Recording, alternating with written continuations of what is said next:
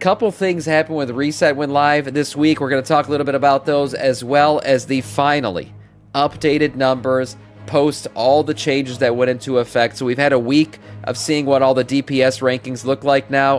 There's a new leader. We're going to talk about it. Here we go. Matrix Catalyst is now available for this week's charge, so there you go. You can get yourself another piece of tier set. This is the third in total this season, so if you've had the worst RNG luck in the history of man. A little bit of Greg inside of Sam. It's come true. Okay. Where is that bite coming from? Thank you for kicking off the hype train, by the way, and DK Myth for the sub as well.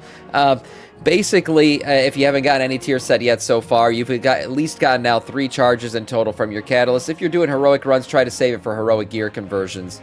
Unlock Self-Resurrection. That is now available on your Renown track for raid. That's right, so filling out the Renown track every week.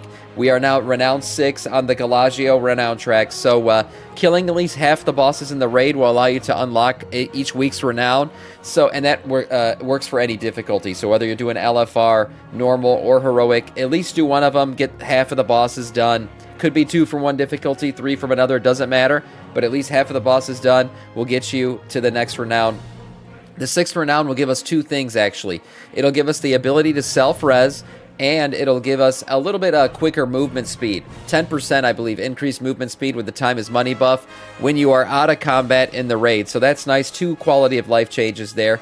The Self-Resurrect has a 30-minute cooldown. Just make sure once you get the Renown track 6 unlocked, you just got to talk to Paula Piranha, or Piranhana, to do the 2 quests. Basically, they're just quick turn-ins, and you will unlock both of these things, the Cartel Jumper Cables and the Time is Money movement speed buff. So there you go. We get a little bit of self-res, using the Cartel Jumper Cables after you die.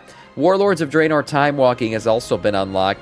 This is going to give you a normal Liberation of Undermine cache, which will give you some normal gear, maybe backfill some of the gear that you haven't been able to get just yet. But unlocking that will be a good idea. Doing 5 time walking dungeons will complete the quest and give you the cache. Also, if that is your first cache of the week, you know how it works as well. You can get yourself some coffer keys and everything else. That'll help you out with delves, so that's great. The Warlords of Draenor time walking rewards, just a reminder, we did get a new mount that was made available during the anniversary event. It's a badass one. It's a Sky Reaver, the black variant of this thing. Absolutely glorious. A cool mount to be had for sure. This will be available during the time walking event, purchasable from the vendor. So go get it if you haven't gotten it already.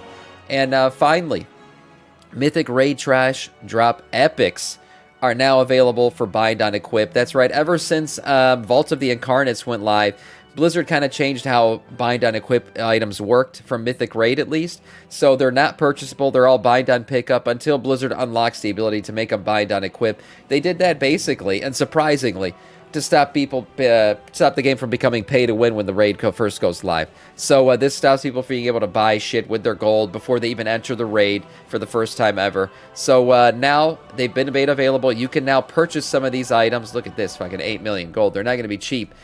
From the auction house, these items drop off of different ads throughout the raid. Some before Professor Boomspark, some before Skiggy, Blaze Jump, Scraps, Globicus, Melbo, and the Junk Maker. These are all your different pieces of trash mobs that will drop some BOE items, and they all happen before these bosses here listed here. Finally, let's get into this, guys. The DPS charts, the updated DPS charts. We've had a week of the updates now since the buffs and nerfs happened to all the classes, and we do in fact have a new DPS leader. Windwalker Monk has now been unseated as the king of DPS, and we now see the Outlaw Rogue. That's right, you're going to notice a theme here: rogues and hunters. Rogues and hunters are doing absolutely fantastic right now. So here we go. Outlaw Rogue, top DPS currently in the game for, this is overall damage. So we're looking at just kind of overall, this includes AoE and everything else, so this kind of applies more to Mythic Plus. We got Marksmanship Hunter. Windwalker Monk still doing great, still top 3, just not number 1 just yet.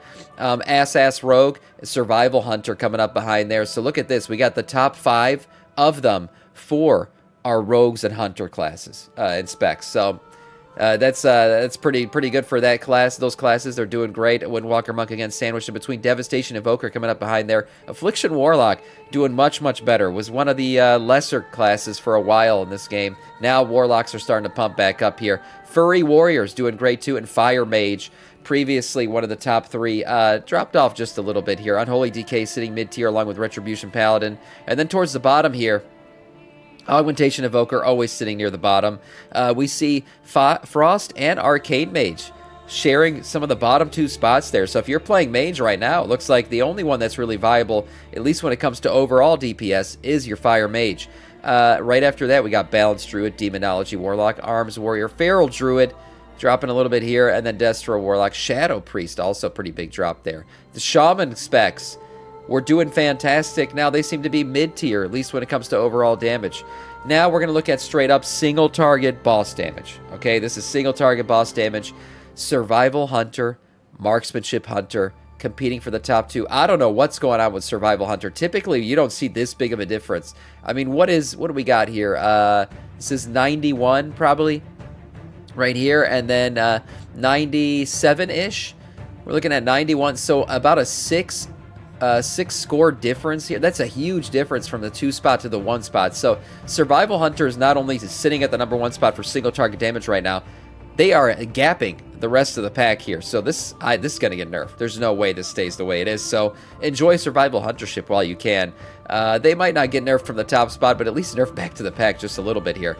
Ass Rogue in 3rd spot here. Feral Druid, very good single target. We saw them overall damage not doing the best, but single target, really good pumpers here. Arms Warrior, Unholy DK also. I've been seeing Unholy DKs doing absolutely great in Raid lately. They're sitting here in the, what would this be, top 6? Yeah, so doing pretty good there.